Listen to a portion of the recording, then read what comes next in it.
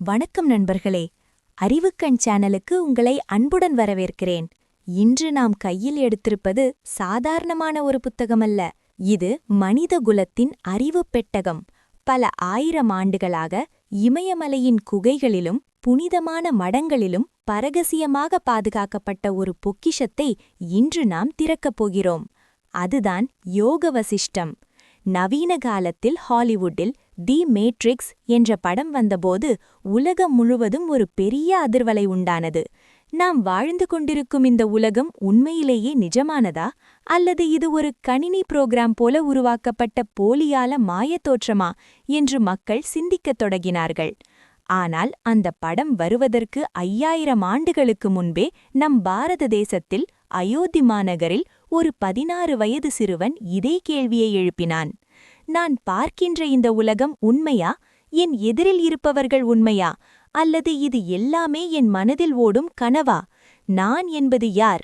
இந்த உலகம் எங்கிருந்து வந்தது? நான் ஏன் பிறந்தேன்? நான் எங்கே போய்க் கொண்டிருக்கிறேன்? இப்படிப்பட்ட கேள்விகளை கேட்ட அந்த சிறுவன் பிற்காலத்தில் தெய்வமாக போற்றப்பட்ட ஸ்ரீராமர். அந்த கேள்விகளுக்கு அக்காலத்தில் வாழ்ந்த மாபெரும் ஞானியான வசிஷ்டர் அளித்த பதில்கள்தான் இந்த நூல். இதில் மொத்தம் 29,000 ஸ்லோகங்கள் உள்ளன. இதில் இல்லாத அறிவியலே இல்லை என்று சொல்லலாம். குவாண்டம் இயற்பியல் சொல்லும் அவதானிப்பவனின் விளைவு, ஒப்சர்வர் இஃபெக்ட், இணையான பிரபஞ்சங்கள், மல்டிவர்ஸ், காலப்பயணம், மனதின் சக்தி என இன்றைய விஞ்ஞானம் தேடிக்கொண்டிருக்கும் பல விஷயங்களை அன்றே மிகத் தெளிவாக பேசிய நூல் இது. இந்த தொடரின் முதல் பாகமான மாயை, தி இல்யூஷன் என்ற தலைப்பில் நாம் பயணிக்கப் போகிறோம். இது ஒரு பொழுதுபோக்கு வீடியோ அல்ல. இது உங்கள் வாழ்க்கையை பற்றிய புரிதலை தலைகீழாக மாற்றக்கூடிய ஒரு பாடம். எனவே ஒரு 10 நிமிடம் உலகத்தை மறந்துவிட்டு உங்கள் முழு கவனத்தையும் கொடுத்து ஒரு தியானம் போல இதை கேளுங்கள். கதை அயோத்தியில் தொடங்குகிறது. அது தசரத சக்கரவர்த்தியின் அரண்மனை. அங்கே ராமர் ஒரு கடவுளாக இல்லை. அவர் வில்லை ஏந்தி அரக்கர்களை கொல்லும் வீரராகவும் இல்லை. அவர் 16 வயது நிரம்பிய மென்மையான குணம் கொண்ட ஒரு சாதாரண ராஜகுமாரனாக இருக்கிறார். குருகுலத்தில் தனது கல்வியை முடித்துவிட்டு நாடு முழுவதும் உள்ள புனிதத் தலங்களையும் ஆசிரமங்களையும் தரிசித்து விட்டு தீர்த்த யாத்திரை முடித்து இப்போதுதான் அரண்மனைக்கு திரும்பியிருக்கிறார். இமயமலை முதல் கன்னியாகுமரி வரை உள்ள நதிகள், காடுகள், நகரங்கள் என அனைத்தையும் பார்த்துவிட்டு வந்திருக்கிறார். வழக்கமாக ஊர் சுற்றி பார்த்துவிட்டு வரும் இளைஞர்களின் முகத்தில் ஒரு புதிய உற்சாகம் இருக்கும். உலகத்தை பார்த்த சந்தோஷம் இருக்கும். நண்பர்களோடு அரட்டையடிப்பார்கள். ஆனால் யாத்திரை முடிந்து வந்த ராமரின் முகத்தில் அந்த மகிழ்ச்சி இல்லை. அவர் முகம் வாடிப்போயிருக்கிறது. ஒரு தாமரைப்பூ எப்படி தண்ணீர் இல்லாமல் வாடிவிடுமோ அப்படி அவர் கண்கள் ஒளியிழந்து காணப்படுகின்றன. அரண்மனைக்கு வந்தவர் நேராக தனது அறைக்கு சென்றார். யாரோடும் முகம் கொடுத்து பேசவில்லை. தசரதரோ தாய் கோசலையோ ஆசையாக வந்து, ராமா, யாத்திரை எப்படி இருந்தது? என்னென்ன பார்த்தாய் என்று கேட்டால் கூட, நன்றாக இருந்தது என்று ஒற்றை வரியோடு முடித்துக்கொண்டு அமைதியாகிவிடுகிறார். நாட்கள் வாரங்களாகின. ராமர் உணவு உண்பதை குறைத்துக் கொண்டார். தனக்கு பிடித்தமான உணவுகளை கூட தொடவில்லை. பட்டு மெத்தையில் தூங்குவதை வெறுத்தார். இந்த ராஜபோகமான அரண்மனை வாழ்க்கை, இந்த ஆடைகள், இந்த நகைகள் எல்லாம் எதற்கு என்று அவற்றை வெறுத்து ஒதுக்கி வைத்தார். எந்த நேரமும் பத்மாசனத்தில் அமர்ந்து கொண்டு விரக்தியோடு சுவரையே வெறித்து பார்த்து கொண்டிருப்பார். அல்லது தனிமையில் தோட்டத்தில் உட்கார்ந்து கொண்டு கண்ணீர் விடுவார். இதைக் கண்ட தசரத சக்கரவர்த்திக்கு நெஞ்சு பதைபதைத்தது. என் மகனுக்கு என்ன ஆயிற்று? உடலில் ஏதேனும் வியாதியா? அல்லது யாருடைய திஷ்டியாவது பட்டிருக்குமோ? அல்லது யாருக்காவது காதல் வந்திருக்கிறதா என்று பலவாறாக குழம்பினார். ஆனால் ராமர் வாயை திறந்து எதையும் சொல்லவில்லை. ஒரு நடைப்பிடம் போல, உயிருள்ள ஒரு ஜடம் போல அவர் உலவிக் கொண்டிருந்தார். அரண்மனை வைத்தியர்கள் வந்து பார்த்தார்கள். ஜோதிடர்கள் வந்து பார்த்தார்கள். ஆனால் யாராலும் ராமரின் சோகத்திற்கான காரணத்தை கண்டுபிடிக்க முடியவில்லை. அயோத்தியே சோகத்தில் மூழ்கியிருந்த அந்த நேரத்தில்தான் அரண்மனை வாசலில் ஒரு பேரொளி தென்பட்டது. காவல் வீரர்கள் ஓடி வந்து, மன்னரே, பிரம்மரிஷி விஸ்வாமித்திரர் வந்திருக்கிறார் என்று அறிவித்தனர். விஸ்வாமித்திரர் சாதாரணமானவரல்ல. ஒரு காலத்தில் ராஜாவாக இருந்து பின்னர் கடும் தவம் செய்து ரிஷியாக மாறியவர். கோபத்திற்கும் தவ வலிமைக்கும் பெயர் போனவர். அவர் வந்ததே ஒரு பெரிய காரியத்திற்காகத்தான். காட்டில் தான் செய்யும் யாகத்திற்கு அரக்கர்களால் இடையூறு ஏற்படுவதால் அதை தடுக்க ராமரை தன் காவலுக்கு அழைத்து செல்லவே அவர் வந்திருந்தார். தசரதர் ஓடோடி சென்று முனிவரை வரவேற்றார். ஆசனத்தில் அமர வைத்தார். உபசரிப்புகள் நடந்தன. ஆனால் தசரதரின் முகத்தில் இருந்த வாட்டத்தை விஸ்வாமித்ரர் கவனித்துவிட்டார். மன்னனே, உன் முகம் ஏன் வாடியிருக்கிறது? உன் நாட்டில் பஞ்சம் ஏதேனும் உள்ளதா அல்லது பகைவர் தொல்லையா? உன் கண்கள் ஏன் கலங்கியுள்ளன என்று கேட்டார். தசரதர் கைகூப்பி, சுவாமி, என் நாட்டில் ஒரு குறையும் இல்லை. மக்கள் மகிழ்ச்சியாகவே உள்ளனர். ஆனால் என் மகன் ராமன், என் அன்பு மகன் ராமன் முன்பு போல இல்லை. அவன் ஏதோ பைத்தியம் பிடித்தவன் போல இருக்கிறான். உணவும் இல்லை, உறக்கமும் இல்லை. எதை பற்றியும் கவலைப்படுவதில்லை. அவனுக்கு என்ன ஆயிற்று என்று எனக்கு தெரியவில்லை. அவன் உயிருக்கு பயமாக இருக்கிறது. நீங்கள்தான் அவனை காப்பாற்ற வேண்டும் என்று கண்கலங்கினார். அதை கேட்ட விஸ்வாமித்ரர் மெல்ல சிரித்தார். அவருக்கு புரிந்துவிட்டது. அவர் வசிஷ்டரை பார்த்து புன்னகைத்தார். பிறகு தசரதரிடம் சொன்னார், மன்னனே, கவலைப்படாதே. ராமனை உடனே சபைக்கு வர சொல். அவன் மனதில் இருப்பது சாதாரண குழப்பமல்ல. அது அறியாமை என்ற இருளை கிழிக்கும் ஞான ஒளி. அது ஒரு எரிமலை. அது இன்று வெடிக்கட்டும். அவனை அழைத்து வா என்றார். ஒரு சேவகன் சென்று ராமரை அழைத்து வந்தான். ராமர் மெதுவாக நடந்து வந்தார். அவர் நடையில் வேகமில்லை. உடலில் ராஜகம்பீரமில்லை. ஒரு சாமியாரைப் போல, பற்றற்ற ஒரு துறவியைப் போல வந்து நின்றார். சபையில் இருந்த தந்தை, குருமார்கள், முனிவர்கள் என அனைவரையும் வணங்கி விட்டு ஒரு ஓரமாக தலைகுனிந்து நின்றார். விஸ்வாமித்ரர் ராமரை உற்று பார்த்தார். அவர் குரலில் ஒரு கம்பீரம் இருந்தது. ராமா, உனக்கு என்ன கவலை? நீ ஒரு சக்கரவர்த்தியின் மகன். நினைத்தது நடக்கும், கேட்டது கிடைக்கும். உனக்கு தெரியாத இன்பமா, அனுபவிக்காத வசதியா? பிறகு ஏன் இந்த சோகம்?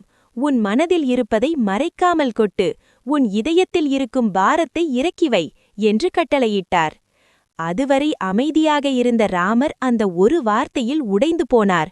பல நாட்களாக அடக்கி வைத்திருந்த அந்த வேதனை ஒரு பெரு வெள்ளம் போல வெளிவந்தது. அவர் நிமிர்ந்து பார்த்தார். அவர் கண்களில் இப்போது கண்ணீர் இல்லை, ஞான தீ தெரிந்தது. அவர் கேட்கத் தொடங்கிய கேள்விகள் அந்த சபையையே அதிர வைத்தன. ராமர் பேசுகிறார், மிகவும் உணர்ச்சிகரமாக. குருவே, எதை நினைத்து நான் சந்தோஷப்பட வேண்டும்? சொல்லுங்கள், எதை நினைத்து நான் சிரிக்க வேண்டும்? இந்த வாழ்க்கையை நான் உற்று பார்த்து விட்டேன்.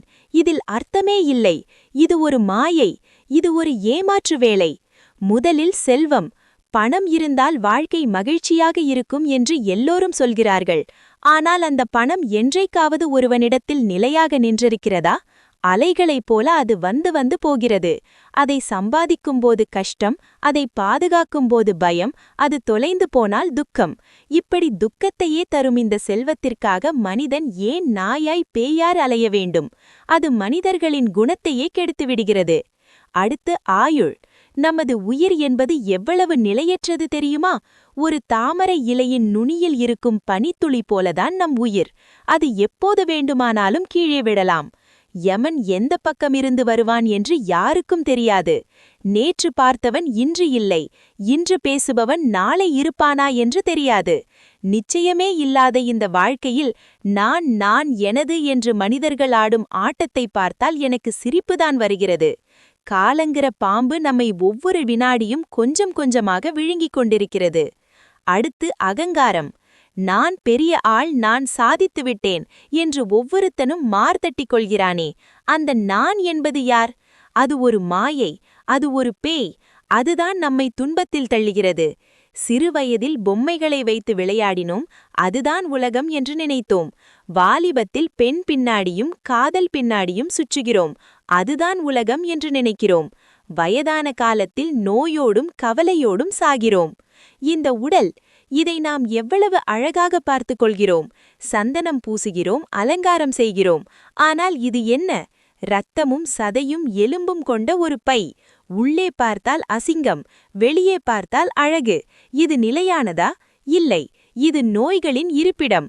முதுமை வந்துவிட்டால் அழகிய மாளிகை இடிந்து விழுவது போல இந்த உடல் தளர்ந்து போகிறது. எனவே சொல்லுங்கள் குருவே, வாழ்க்கையில் எந்த கட்டத்தில்தான் மனிதன் உண்மையான நிம்மதியோடு இருக்கிறான்?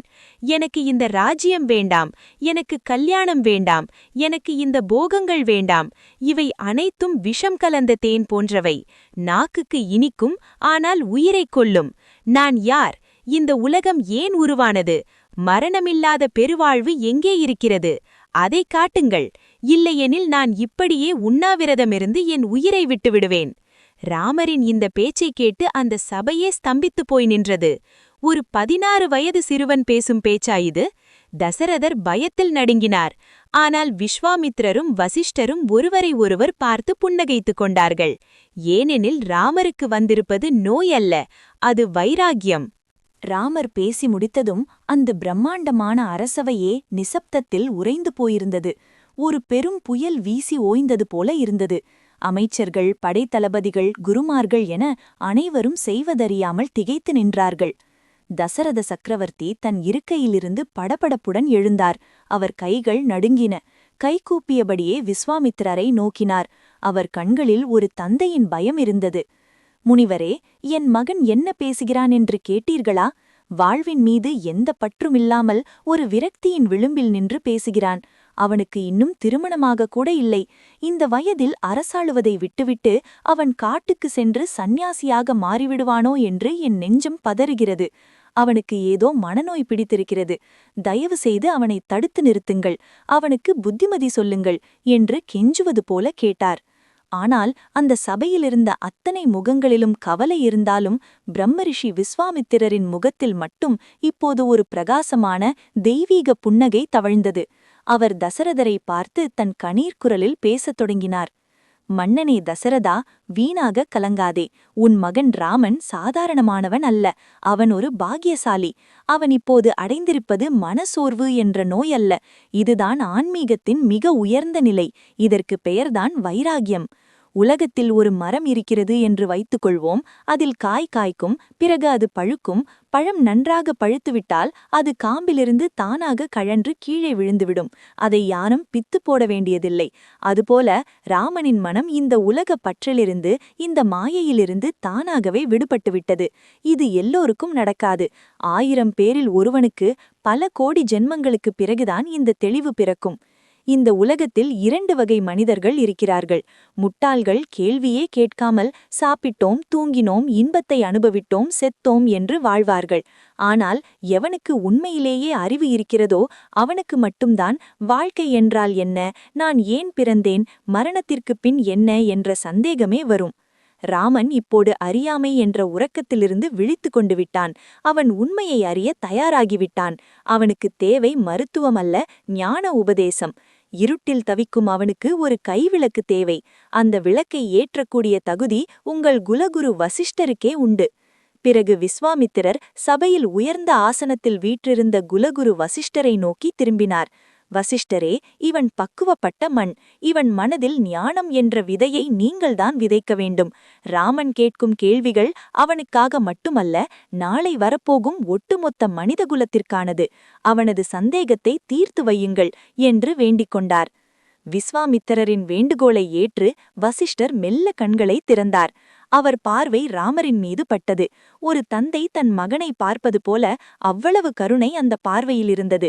அவர் பேசத் தொடங்கினார். அந்த வார்த்தைகள் தேன் போல இனிமையாகவும் அதே சமயம் இடி போல உறுதியாகவும் இருந்தன. இதுதான் முமுக்ஷு பிரகரணம், விடுதலையை தேடும் படலம். ராமா, உன் கேள்விகள் மிக சரியானவை. நீ அறியாமையிலிருந்து விழித்து கொண்டாய். ஆனால் இந்த கேள்விகளிலேயே உழன்று கொண்டிருந்தால் விடை கிடைக்காது. நீ இந்த துன்பக் கடலை தாண்ட வேண்டும் என்றால் உனக்கு துணையாக 4 நண்பர்கள் வேண்டும். மோக்ஷம் என்கிற கோட்டைக்கு 4 வாயிற்காவலர்கள் இருக்கிறார்கள். இவர்களை நீ நண்பர்களாக்கிக் கொண்டால் அவர்கள் உன்னை தடையின்றி உள்ளே அழைத்து செல்வார்கள். அந்த 4 பேர் யாரென்று கவனமாக கேள். முதல் காவலன் சாந்தி, பீஸ் ஆர் ஈக்வானிமிட்டி. சாந்தி என்றால் சும்மா வாய்மூடி அமைதியாக இருப்பதல்ல, அது ஒரு ஆழ்ந்த மனநிலை. நெருப்பில் நடந்தாலும் சுடாத ஒரு நிலை. வாழ்க்கையில் இன்பம் வரும்போது துள்ளி குதிக்காமலும் துன்பம் வரும்போது சோர்ந்து போய் துவளாமலும் இருப்பதே சாந்தி. ஒரு குளிர்ந்த நிலவைப் போல மனதை வைத்துக் கொள்வது. இதுவும் கடந்து போகும் என்ற தெளிவோடு வாழ்க்கையை ஒரு சாட்சியாக நின்று வேடிக்கை பார்க்கும் பக்குவமே சாந்தி. எவன் ஒருவன் சாந்தியை அடைகிறானோ அவனை எப்பேற்பட்ட துயரமும் அண்டாது. அவனுக்கு விஷம் கூட அமிர்தமாகும். இரண்டாவது காவலன் விசாரம், செல்ஃப் இன்குவைரி. விசாரம் என்றால் ஆராய்ச்சி. குருட்டு நம்பிக்கையோடு எதையும் ஏற்றுக்கொள்ளாமல் இருப்பது. நான் யார்? இந்த உடல் நான் என்றால் நான் தூங்கும்போது இந்த உடல் எங்கே இருக்கிறது? இந்த உலகம் ஏன் உருவானது? எனக்கு ஏன் கோபம் வருகிறது? எனக்கு ஏன் ஆசை வருகிறது என்று தனக்குள்ளேயே கேள்வி கேட்டு அறிவால் உண்மையை ஆராய்வதே விசாரம். இது இருட்டில் விளக்கு போன்றதல்ல, இது ஒரு கூர்மையான கத்தி போன்றது. இது அறியாமை என்ற இருளை வெட்டி எறியும். சிந்திப்பது மட்டுமே மனிதனின் வேலை, நம்புவது அல்ல. மூன்றாவது காவலன் சந்தோஷம், கண்டென்ட்மெண்ட். இதற்கு திருப்தி என்று பெயர். மனிதனின் பேராசைக்கு அளவே இல்லை. உலகத்தையே காலடியில் கொண்டு வந்து கொடுத்தாலும் மனிதன் இன்னும் வேண்டும் என்றுதான் கேட்பான். அது ஒரு ஓட்டைப்பனை. அதில் எவ்வளவு தண்ணீர் ஊற்றினாலும் நிரம்பாது. ஆனால் தனக்கு கிடைத்ததை வைத்துக்கொண்டு எவன் ஒருவன் நிறைவாக இருக்கிறானோ, எனக்கு இது போதும் என்று எவன் நிலைக்கிறானோ அவனே உலகின் மிகப்பெரிய பணக்காரன். ஆசை இல்லாத மனமே உண்மையான சொர்க்கம். நான்காவது காவலன் சத்சங்கம், குட் கம்பெனி. ஞானிகள், சித்தர்கள் மற்றும் நல்ல எண்ணம் கொண்டவர்களின் சகவாசத்தில் இருப்பது. ஒரு சந்தன மரம் சுற்றி இருக்கும் மற்ற மரங்களும் எப்படி வாசனை வீசுமோ அப்படி ஞானிகளின் அருகில் இருந்தாலே நம் அறியாமை விலகிவிடும். இந்த சம்சார கடலை கடக்க சத்சங்கம் என்பது ஒரு பாதுகாப்பான படகு போன்றது. ராமா, இந்த 4 பேரில் ஒருவரை நீ கெட்டியாக பிடித்து கொண்டாலும் போதும். ஒருவனை நீ நண்பனாக்கினால் அவன் மற்ற 3 பேரையும் தானாகவே உன்னிடம் அழைத்து வந்து விடுவான். வாழ்க்கையின் அடிப்படை விதிகளை சொன்ன வசிஷ்டர் இப்போது ராமரின் மிக முக்கியமான ஆபத்தான கேள்விக்கு வந்தார். இந்த உலகம் உண்மையானதா என்ற கேள்விக்கு அவர் அளித்த பதில் அந்த சபையையே அதிர வைத்தது. இதுதான் உற்பத்தி பிரகரணம், த கிரியேஷன். வசிஷ்டர் ஒரு கணம் மௌனமாக இருந்துவிட்டு பிறகு இடி போன்ற குரலில் சொன்னார், ராமா, நீ எந்த உலகத்தை பார்த்து பயந்து போயிருக்கிறாயோ, எந்த உலகத்தை வெறுக்கிறாயோ அந்த உலகம் உண்மையில் அங்கேயே இல்லை. அது ஒரு பொய். ராமர் திகைத்தார். குருவே, என்ன சொல்கிறீர்கள்? இதோ இந்த அரண்மனை தெரிகிறது, நீங்கள் தெரிகிறீர்கள், இந்த தூண் தெரிகிறது, இதை தொட்டால் வலிக்கிறது, என் உடல் எனக்கு உண்மையாக தெரிகிறது. இது எப்படி இல்லாமல் போகும்? இது எப்படி பொய்யாகும் என்று கேட்டார். வசிஷ்டர் சிரித்தார். ராமா, இதை நன்றாக யோசித்துப்பார். நீ இரவில் படுத்து தூங்குகிறாய், உனக்கு ஒரு கனவு வருகிறது. அந்த கனவில் நீ ஒரு காட்டில் நடந்து செல்கிறாய். அங்கே திடீரென்று ஒரு புலி உன்னை துரத்துகிறது. நீ பயந்து ஓடுகிறாய். முட்களில் கால் கிழிக்கிறது, ரத்தம் வருகிறது. அப்போது உனக்கு வியர்க்கிறது, மூச்சு வாங்குகிறது. அந்த பயம், அந்த வலி எல்லாமே 100% உண்மையாக இருக்கிறதல்லவா? ஆனால் விழித்து பார்த்தால் என்ன நடக்கிறது? அங்கே புலியும் இல்லை, காடும் இல்லை, இரத்தமும் இல்லை. நீ உன் படுக்கையில்தான் பத்திரமாக இருக்கிறாய். அந்த கனவு நடக்கும் வரை அது உண்மை போலவே இருந்ததல்லவா? விழித்த பிறகுதானே அது பொய் என்று தெரிந்தது. அதே போலதான் ராமா, இந்த விழிப்பு நிலையும் ஒரு நீண்ட கனவு. உன் மனம் எதை நம்புகிறதோ அதுவே உனக்கு உலகமாக தெரிகிறது. உன் கண்கள் பார்ப்பது உலகத்தை அல்ல, உன் மனம் காட்டுவதைத்தான் நீ பார்க்கிறாய். இந்த உலகம் கடமுளால் களிமண்ணால் செய்யப்படவில்லை. இது உன் மனதால் ப்ரொஜெக்ட் செய்யப்பட்ட ஒரு மாய தோற்றம். நீ பார்க்கும் மலைகள், நதிகள், நகரங்கள், உறவுகள் அனைத்தும் ஆகாயத்தில் வரையப்பட்ட ஓவியங்கள் போன்றவை. பார்ப்பதற்கு அழகாக இருக்கும், ஆனால் தொட்டு பார்த்தால் வெறும் வெறுமைதான் மிஞ்சும். மனம் அடங்கினால் உலகமும் மறையும். ராமருக்கு தலை சுற்றியது. குருவே, இது கேட்பதற்கு நன்றாக இருக்கிறது, ஆனால் என்னால் இதை நம்ப முடியவில்லை. இந்த உலகம் என் மனதின் கற்பனை என்றால் இதை என்னால் மாற்ற முடியவில்லை. இது எப்படி இவ்வளவு திடமாக உண்மையாக இருக்கிறது என்று கேட்டார். ராமரின் சந்தேகத்தை போக்க வசிஷ்டர் ஒரு அற்புதமான வரலாற்றில் நடந்த ஒரு கதையை சொல்லத் தொடங்கினார். ராமா, அவசரப்படாதே. இந்த உலகம் எப்படி ஒரு மனமாயை என்பதை உனக்கு புரிய வைக்க நான் ஒரு கதையை சொல்கிறேன். இது கற்பனை அல்ல, நடந்த வரலாறு. இதை ஊன்றி கவனித்தால் உன் அறிவு கண் திறக்கும். இதுதான் ராணி லீலையின் கதை. காட்சி மாறுகிறது. ஒரு அழகான பிரம்மாண்டமான அரசமை தோட்டம். பத்ம அரசனும் ராணி லீலையும் காதலர்களாக தோன்றுகிறார்கள். முன்னர் ஒரு காலத்தில் இந்த பூலோகத்தில் ஒரு சாம்ராஜ்யம் இருந்தது. அதை பத்மன் என்ற அரசன் ஆண்டு வந்தான்.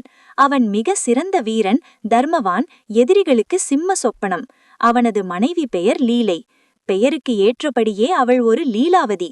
அழகு, அறிவு, குணம், பக்தி என அனைத்திலும் சிறந்தவள். அந்த அரசனும் ராணியும் சாதாரண கணவன் மனைவி போல வாழவில்லை. 2 உடல்கள், ஆனால் ஒரே உயிர் என்பது போல வாழ்ந்தார்கள். அரசன் இல்லாமல் ராணி இல்லை, ராணி இல்லாமல் அரசன் இல்லை. அவர்கள் ஒருவரையொருவர் அவ்வளவு ஆழமாக காதலித்தார்கள். அவர்கள் நடந்தால் நிழல் கூட ஒன்றாகத்தான் விழும். சந்தோஷமாக வாழ்க்கை போய்க் கொண்டிருந்தது. ஆனால் லீலையின் மனதில் ஒரு பயம், ஒரு கரும்புள்ளி போல தோன்றியது. அது மெல்ல மெல்ல வளர்ந்து ஒரு நெருஞ்சி முள் போல உறுத்திக்கொண்டே இருந்தது. நாம் இப்போது இவ்வளவு மகிழ்ச்சியாக இருக்கிறோம், ஆனால் மனித வாழ்க்கை நிலையற்றது. ஒருவேளை என் கணவர் எனக்கு முன்பாக இறந்துவிட்டால் நான் என்ன செய்வேன்? அவர் இல்லாத இந்த உலகத்தில் நான் எப்படி தனித்து வாழ்வது? அந்த பிரிவை என்னால் தாங்க முடியுமா என்ற பயம் அவளை அரித்தது. அவள் யோசித்தாள், எப்படியாவது தன் கணவரை மரணத்திலிருந்து காப்பாற்ற வேண்டும் என்று நினைத்தாள். என் கணவருக்கு சாகாவரம் வாங்க முடியுமா என்று அந்த நாட்டு முனிவர்களிடம் ரகசியமாக கேட்டாள். அவர்கள் சிரித்தார்கள். முடியாது தாயே, பிறந்தவன் எவனாக இருந்தாலும் இறந்தே ஆக வேண்டும். இது இயற்கை நீதி. இதை மாற்ற யாராலும் முடியாது என்று சொல்லிவிட்டார்கள். லீலை மனம் தளரவில்லை. அவளுக்கு ஒரு யோசனை தோன்றியது. சரி, என் கணவரின் உயிரை காப்பாற்ற முடியாவிட்டாலும் பரவாயில்லை. ஆனால் அவர் இறந்த பிறகு அவருடைய ஆத்மா இந்த அரண்மனையை விட்டு, என் பார்வையை விட்டு எங்குமே செல்லக்கூடாது. அவர் கண்ணுக்கு தெரியாவிட்டாலும் பரவாயில்லை. ஆனால் அவர் இங்கேயே என்னுடனேயேதான் இருக்க வேண்டும் என்று முடிவு செய்தாள். அதற்காக அவள் தன் இஷ்ட தெய்வமான கலைமகள் சரஸ்வதி தேவியை நோக்கி ஒரு மிக கடுமையான தவத்தை மேற்கொண்டாள். அரசன் அறியாமல் இரவிலும் பகலிலும் விரதமிருந்தாள்.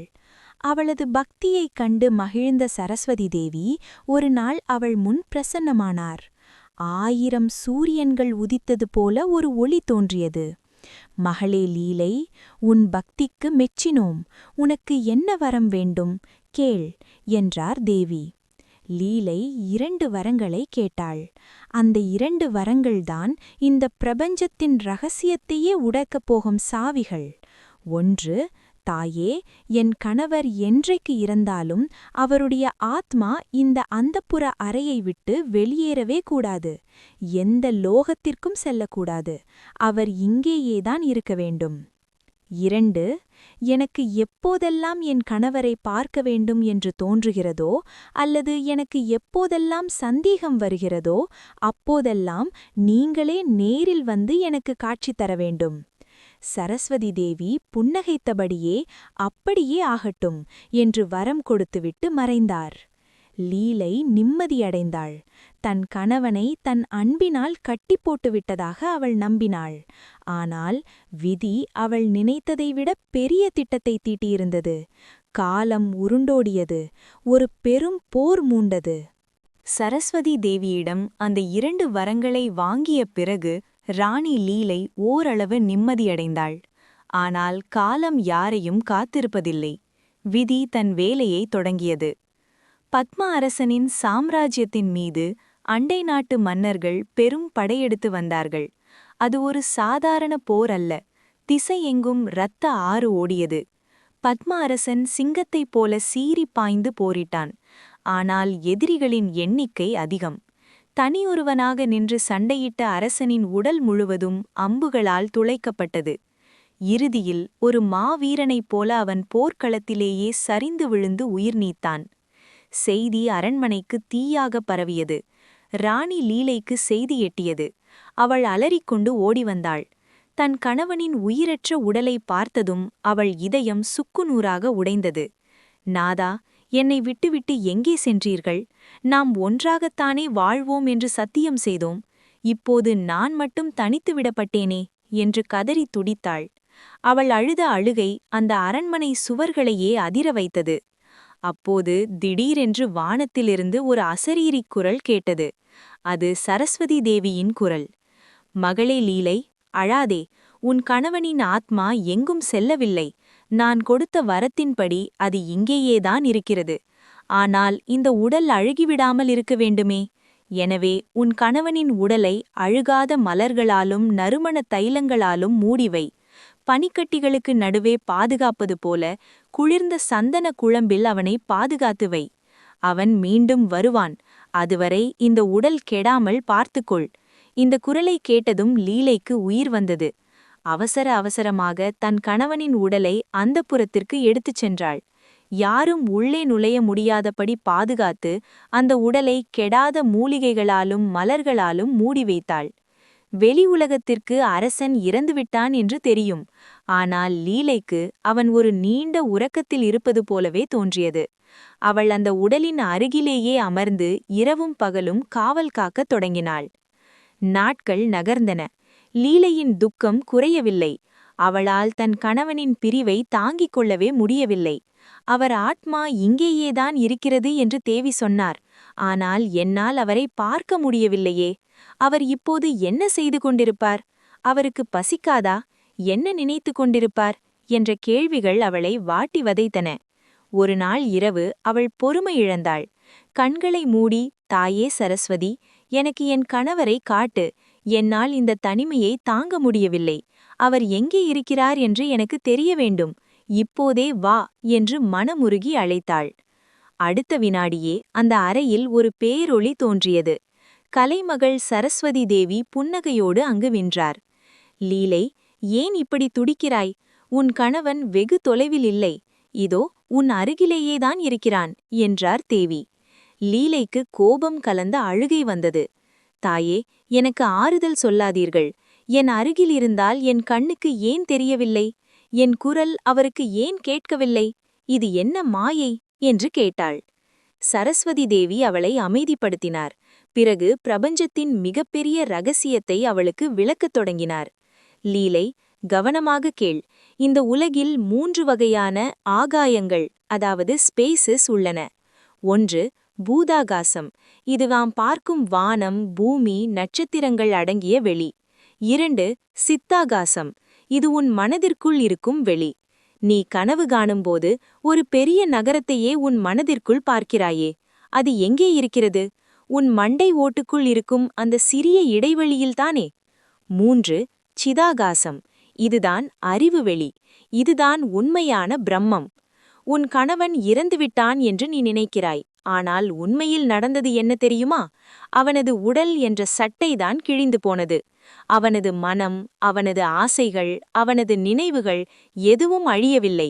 அவன் இறக்கும் தருவாயில் நான் ஒரு பெரிய சாம்ராஜ்யத்தை ஆள வேண்டும் என்ற நினைவோடு இறந்தான். அந்த நினைவு அவனுக்கென்று ஒரு புதிய உலகத்தையே உருவாக்கிவிட்டது.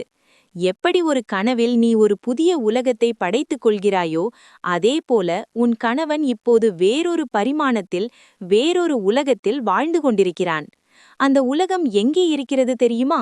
அது அமெரிக்காவிலோ, நிலவிலோ, செவ்வாய் கிரகத்திலோ இல்லை. இதோ இந்த அறைக்குள்ளேயே, இந்த வெற்றிடத்தில்தான் அந்த உலகமும் இருக்கிறது.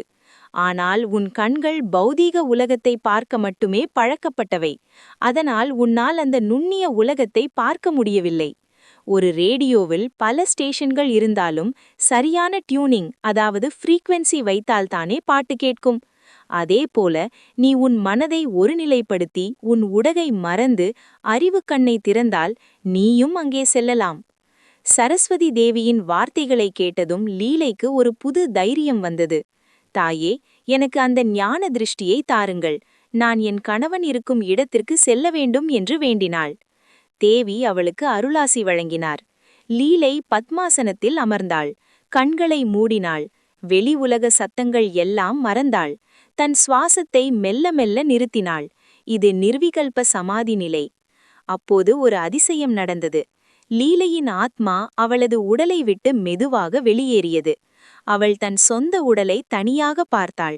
ஒரு தூங்கும் பெண்ணைப் போல தன் உடல் அங்கே அமர்ந்திருப்பதை அவள் பார்த்தாள். இப்போது அவள் காற்றைப் போல லேசானாள். அவள் சரஸ்வதி தேவியின் கைகளை பிடித்துக்கொண்டு அந்த பிரம்மாண்டமான பயணத்தை தொடங்கினாள். அவள் அந்த அரண்மனை சுவர்களை ஊடுருவிக்கொண்டு மேலே சென்றாள். மேலே செல்ல செல்ல பூமி ஒரு பந்து போல சிறியதாக தெரிந்தது.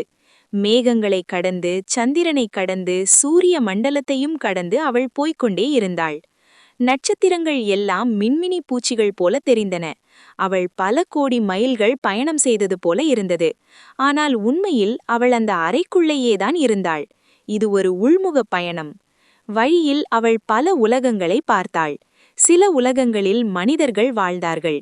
சில உலகங்களில் விசித்திரமான ஜீவன்கள் வாழ்ந்தன. சில உலகங்கள் நெல்பால் சூழப்பட்டிருந்தன. சில உலகங்கள் இருளில் மூழ்கியிருந்தன. இவை அனைத்தும் ஒன்றுக்குள் ஒன்றாக, ஒன்றின் மேல் ஒன்றாக, ஆனால் ஒன்றோடு ஒன்று மோதாமல் இயங்கிக் கொண்டிருந்தன.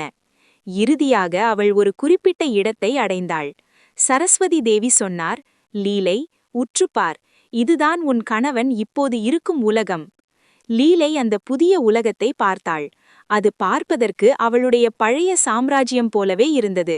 ஆனால் இன்னும் பெரிதாக, இன்னும் செழிப்பாக இருந்தது. அங்கே ஒரு பெரிய அரண்மனை, ஆயிரக்கணக்கான யானைகள், குதிரைகள். அரசு சபையில் ஒரு மன்னன் வீற்றிருந்தான். அவனை பார்த்ததும் லீலைக்கு தூக்கி வாரிப் போனது. அது அவளுடைய கணவன் பத்மன்தான். ஆனால் அவன் பத்மன் என்ற பெயரில் இல்லை. அவனுக்கு அங்கே பெயர் விதூரகன். இன்னொரு அதிர்ச்சி என்னவென்றால், பத்மன் இறக்கும்போது அவனுக்கு வயது 60. நரைத்த தலை, முதிர்ந்த முகம். ஆனால் இங்கே அரியணையில் அமர்ந்திருக்கும் விதூரகனுக்கு வயது 16. இளமை துள்ளத்தோடு ஒரு புதிய சூரியனைப் போல பிரகாசித்துக் கொண்டிருந்தான். லீலைக்கு தலை சுற்றியது. சரஸ்வதி தேவியிடம் கேட்டாள், தாயே, இது எப்படி சாத்தியம்? என் கணவர் இறந்து இன்று வெறும் 8 நாட்கள்தானே ஆகிறது. 8 நாட்களில் அவர் எப்படி மறுபடியும் பிறந்து வளர்ந்து 16 வயது இளைஞனாக மாற முடியும்? ஒரு குழந்தை பிறந்து 16 வயது ஆக வேண்டுமென்றால் 16 வருடங்கள் ஆக வேண்டும். இங்கே எப்படி 8 நாட்களில் 16 வருடங்கள் ஓடிவிட்டன? சரஸ்வதி தேவி சிரித்தார். லீலை, இதுதான் காலத்தின் மாயம், அதாவது இல்யூஷன் ஆஃப் டைம். காலம் என்பது நிலையானதல்ல. Time is relative. உன் உலகத்தில் 8 நாட்கள் என்பது இந்த உலகத்தில் 16 வருடங்களுக்குச் சமம். ஒரு நாரவில் நீ கனவு காண்கிறாய். அந்த கனவில் நீ பிறந்து வளர்ந்து கல்யாணம் செய்து குழந்தையும் பெற்றுக்கொள்வது போல காண்கிறாய். 50 வருட வாழ்க்கையை கனவில் வாழ்கிறாய். ஆனால் விழித்து பார்த்தால் நீ தூங்கியது என்னவோ 6 மணி நேரம்தான். அந்த 6 மணி நேரத்திற்குள் எப்படி 50 வருடம் ஓடினது? ஏனென்றால் அது மனதின் காலம், இது கடிகாரத்தின் காலம். உன் கணவன் இங்கே விதூரகனாக பிறந்து 16 வருடங்கள் ஆகிவிட்டது. அவன் தான் ஒரு மாவீரன் என்றும் உலகம் தோன்றியதிலிருந்தே தான் இங்கே வாழ்வதாகவும் நினைத்து கொண்டிருக்கிறான். அவனுக்கு தன் முற்பிறவி நினைவுகள் எதுவுமே இல்லை. இன்னும் ஒரு வேடிக்கையை பாரு என்று தேவி சுட்டிக்காட்டினார். லீலை அந்த சபையை உற்று பார்த்தாள். அங்கே மன்னன் விதூரகனுக்கு பக்கத்தில் ஒரு ராணி அமர்ந்திருந்தாள். அவளை பார்த்ததும் லீலை உறைந்து போனாள். ஏனென்றால் அந்த புதிய ராணியின் முகம் அச்சு அசல் லீலையைப் போலவே இருந்தது. நான் இங்கே நின்று கொண்டிருக்கிறேன். அங்கே என் கணவன் பக்கத்தில் உட்கார்ந்திருப்பது யார்?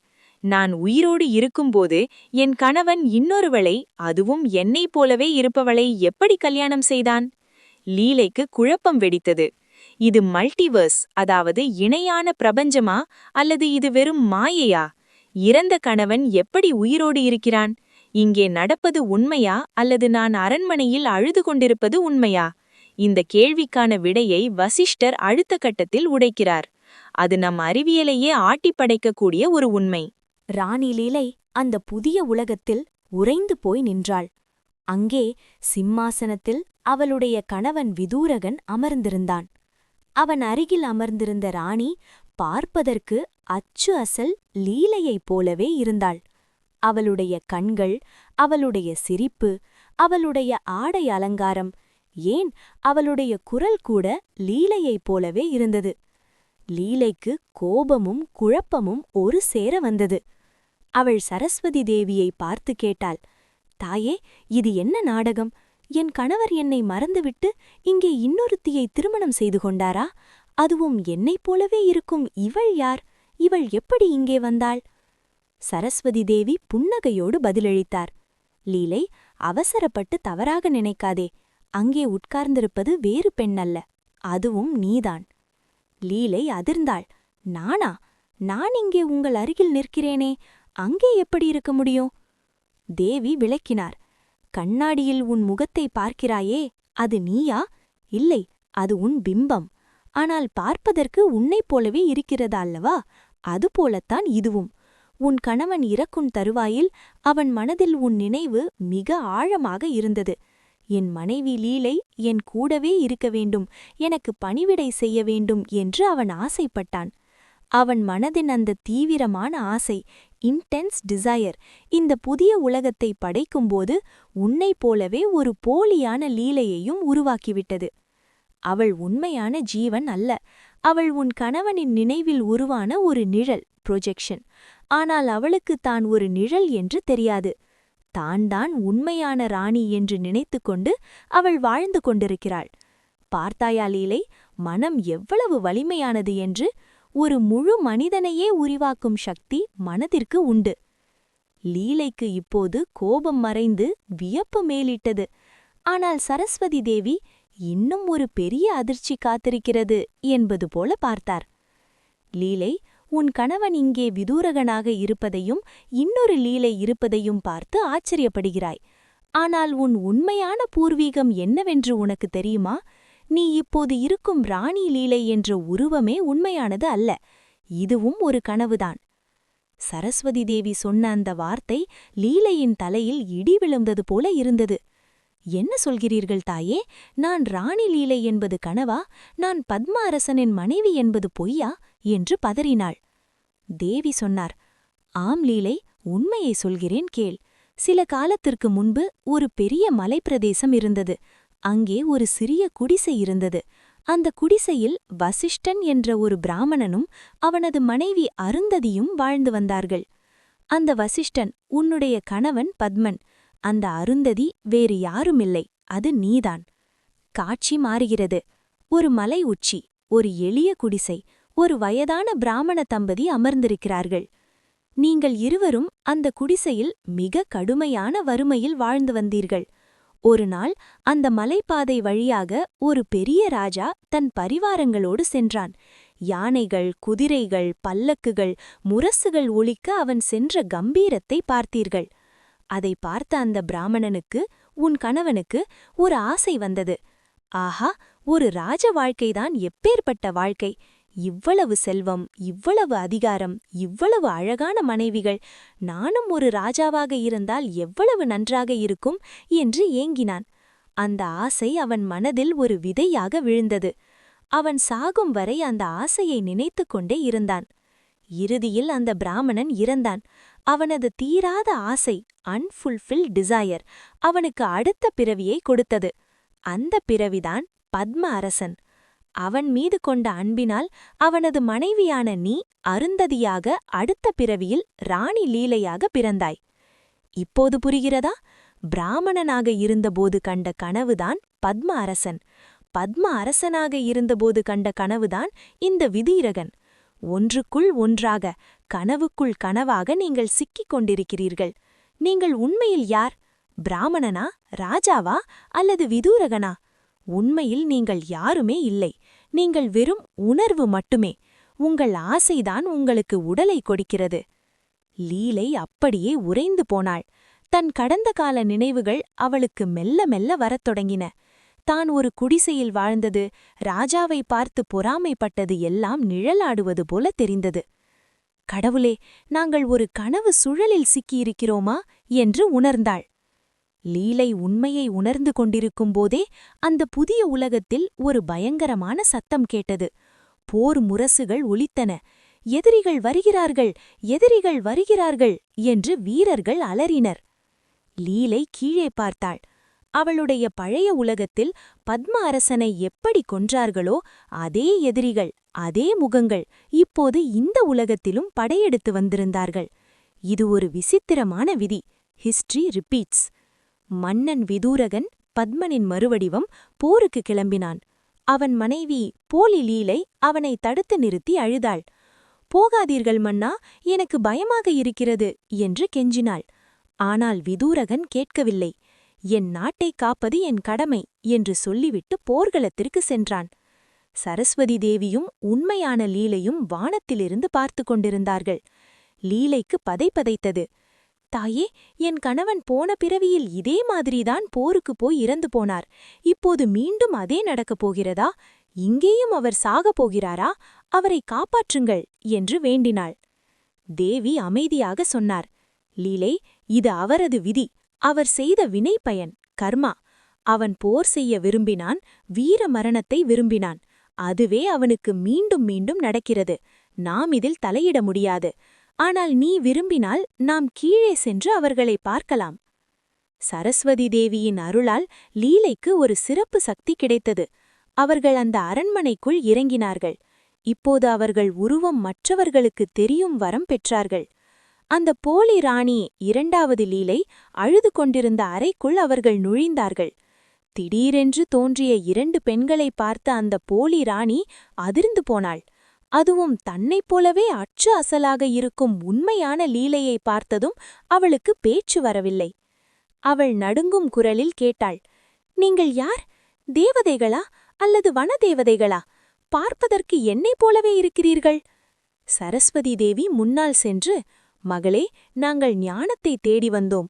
உன் கணவன் எங்கே என்று கேட்டார். அந்த போலி ராணி அழுதபடியே சொன்னாள், என் கணவர் போருக்கு சென்றிருக்கிறார். அவர் உயிருக்கு ஆபத்து. எனக்கு என்ன செய்வது என்று தெரியவில்லை. நீங்கள்தான் அவரை காப்பாற்ற வேண்டும். இதை பார்த்த உண்மையான லீலைக்கு விசித்திரமான உணர்வு ஏற்பட்டது. தன் கணவனின் நினைவிலிருந்து உருவான ஒரு கற்பனை பெண் இப்போது உண்மையானவள் போலவே பேசி அழுது துடித்துக் கொண்டிருக்கிறாள்.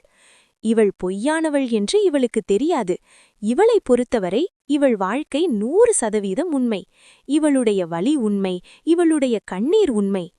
அப்போது சரஸ்வதி தேவி லீலைக்கு ஒரு பாடத்தை சொன்னார். பார்த்தாயா லீலை, இதுதான் மாயை.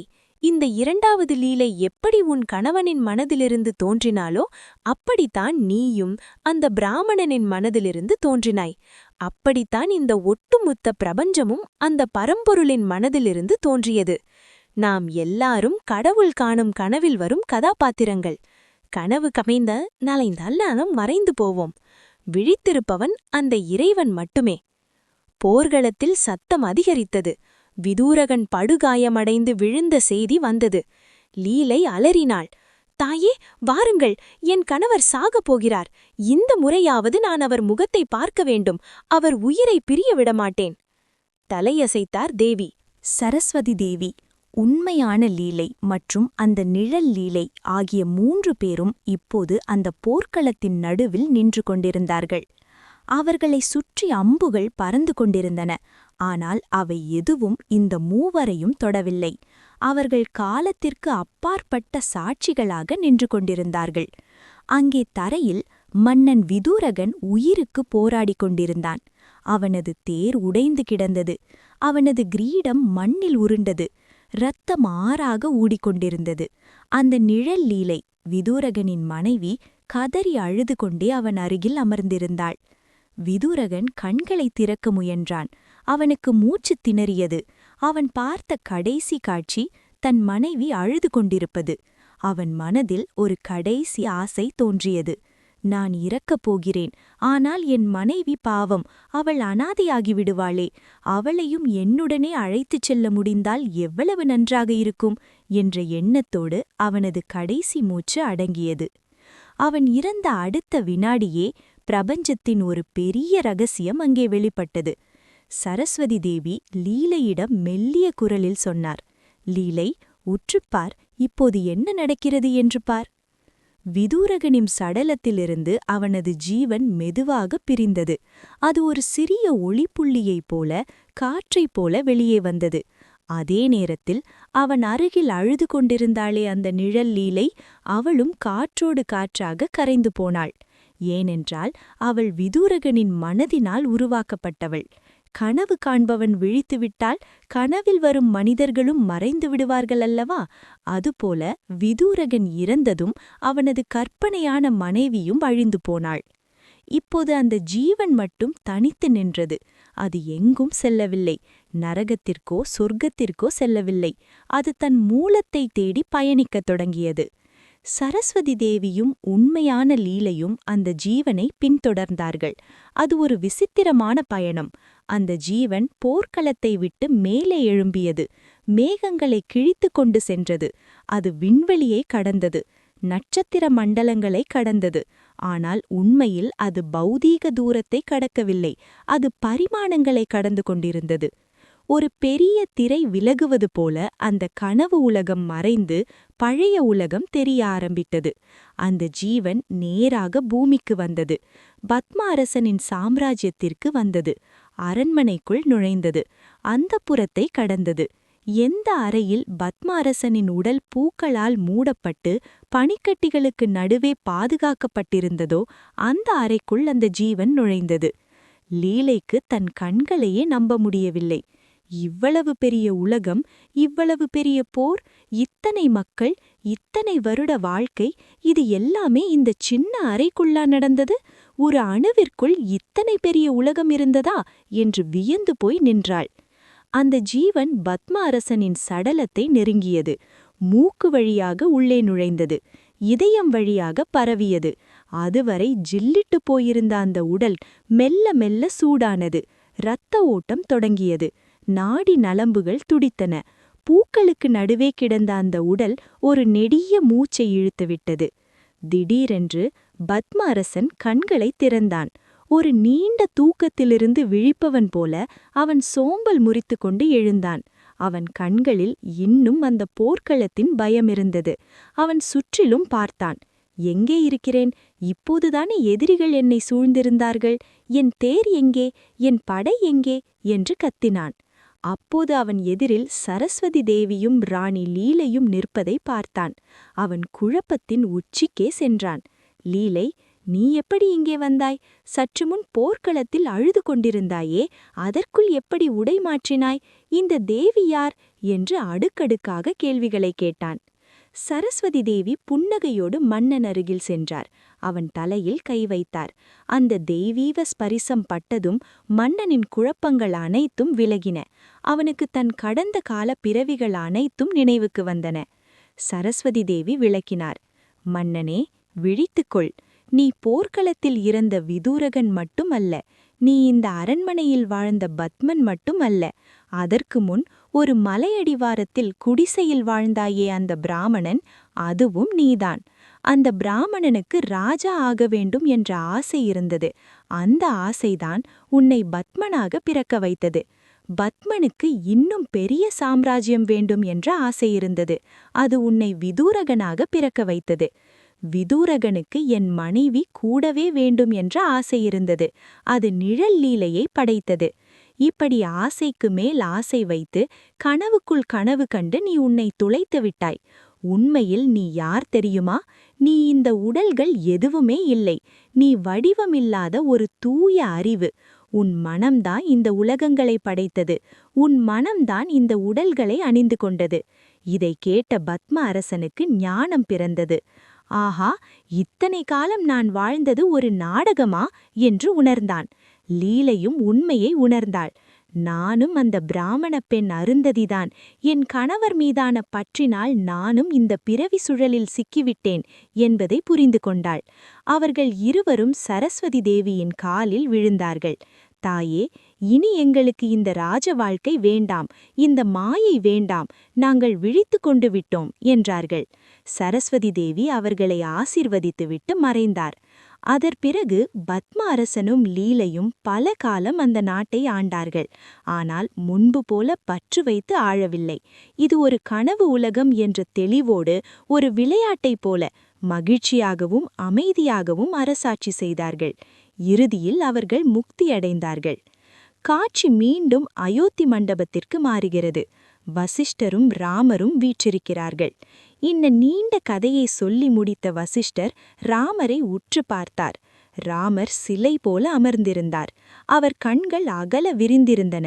வசிஷ்டர் கேட்டார், ராமா, இப்போது புரிகிறதா? பத்ம அரசனின் உலகம், விதூரகனின் உலகம், பிராமணனின் உலகம், இவை எல்லாமே ஒன்றுக்குள் ஒன்றாக இருந்தன. ஆனால் ஒன்றுக்கு ஒன்று சம்பந்தமில்லை. அதே போலத்தான் நீ பார்க்கும் இந்த உலகமும். நீ நினைத்து கொண்டிருக்கிறாய், நான் தசரதனின் மகன், நான் அயோத்தியின் இளவரசன் என்று. ஆனால் ராமா, இதுவும் ஒரு நீண்ட கனவுதான். உன் மனம் விழித்துவிட்டால் இந்த அயோத்தியும் இல்லை, இந்த வசிஷ்டனும் இல்லை, நீயும் இல்லை. இறந்தவர்கள் யாரும் வெகு தொலைவில் இல்லை. அவர்கள் இங்கேயே நம்மை சுற்றியுள்ள காற்றில் இன்னொரு பரிமாணத்தில் இன்னொரு கனவில் வாழ்ந்து கொண்டிருக்கிறார்கள். நம் கண்கள் என்ற ஜன்னல் வழியாக நாம் பார்ப்பது பிரபஞ்சத்தின் ஒரு சிறிய பகுதியை மட்டும்தான். மனம் அடங்கினால் உலகம் அடங்கும். மனம் விரிந்தால் பிரபஞ்சம் விரியும். இதுதான் மாயையின் ரகசியம். ராமரின் முகத்தில் இருந்த அந்த பழைய சோகம் இப்போது இல்லை. அவரது விரக்தி மறைந்துவிட்டது. அதற்கு பதிலாக ஒரு ஆழ்ந்த அமைதி அவர் முகத்தில் குடிகொண்டது.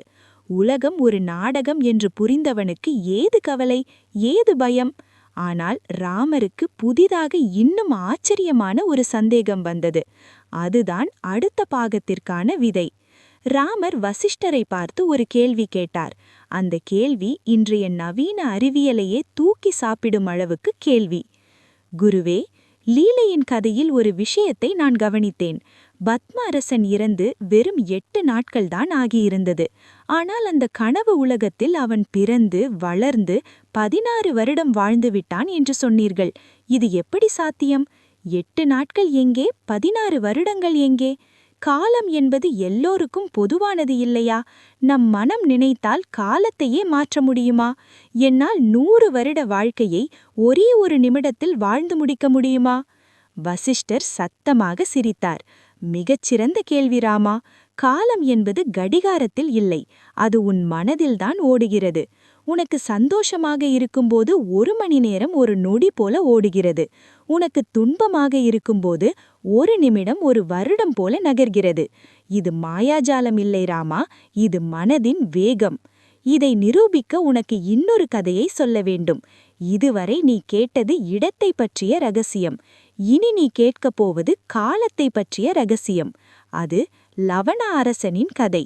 ஒரு ராஜா சிம்மாசனத்தில் அமர்ந்தபடியே கண்களை மூடுகிறான். கண் விழிப்பதற்குள் அவன் ஒரு காட்டிற்கு சென்று ஒரு வேடன் மகளை திருமணம் செய்து குழந்தைகளை பெற்று வயதாகி 70 வருடம் வாழ்ந்துவிட்டு திரும்புகிறான். அவன் 70 வருட வாழ்க்கையை வாழ்ந்து முடித்துவிட்டு விழித்து பார்த்தால் அரண்மனையில் வெறும் 2 நிமிடம்தான் ஆகியிருந்தது. அவன் வாழ்ந்தது கனவா இல்லை நிஜமா? காலம் எப்படி அவனை ஏமாற்றியது? நண்பர்களே, ராமர் கேட்ட அந்த காலப் பயணம், டைம் டிராவல் பற்றிய ரகசியத்தை யோக வசிஷ்டம் தொடரின் 2ஆம் பாகத்தில் நாம் விரிவாக பார்க்க இருக்கிறோம். அது ஐன்ஸ்டீன் சொன்ன ரிலேட்டிவிட்டி தத்துவத்தையே மிஞ்சும் அளவுக்கு ஆழமானது. இந்த லீலையின் கதை உங்கள் வாழ்க்கையை பார்க்கும் பார்வையை மாற்றியிருந்தால் இந்த வீடியோவை உங்கள் நண்பர்களுக்கும் பகிருங்கள். இது வெறும் கதை அல்ல, இது நம் முன்னோர்கள் நமக்கு விட்டு சென்ற ஞானம். அடுத்த பாகம் இன்னும் பிரம்மாண்டமாக இருக்கும். காத்திருங்கள். நன்றி, வணக்கம்.